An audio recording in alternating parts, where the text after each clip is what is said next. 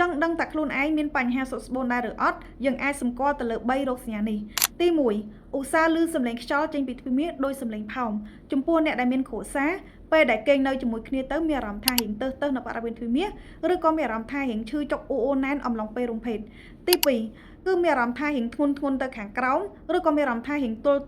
ទៅនៅបរិវេណទ្វារមាសរបស់យើងដែលជាហេតុធ្វើយើងពិបាកក្នុងការបត់ជើងតូចពិបាកក្នុងការនោមមករៀងញឹកឬក៏យើងនោមអត់អស់នោមសល់ទី3គឺយើងអាចនឹងមានអារម្មណ៍ថាដូចជាមានដុំសាច់អីមួយដុំលៀនចេញពីខាងក្នុងទ្វារមាសយើងតែម្ដងដែលគេហៅថាដុំសាច់មាត់ស្បូនអញ្ចឹងបើសិនជាបងប្អូនស្ត្រីស្រុតនៅក្នុងដំណាក់កាលទី1អ្នកដែលមានគ្រួសារអានឹងគឺយើងអាចគេងនៅជាមួយគ្នាបានធម្មតាប៉ុន្តែបើសិនជាចូលកម្រិត2ឬក៏កម្រិត3ហើយដុំសាច់មាត់ស្បូនចាស្រុតខ្លាំងចូលទៅក្នុងរន្ធទ្វារមាសគឺនឹងងាយធ្វើឲ្យយើងបង្កទៅជាបញ្ហាលើនៅមាត់ស្បូនមានការតាកិតទៅលើមាត់ស្បូនឬក៏ងាយឆ្លងមេរោគផ្សេងដែលជាហេតុធ្វើស្ត្រីអាចនឹងមានបញ្ហាធ្លាក់ស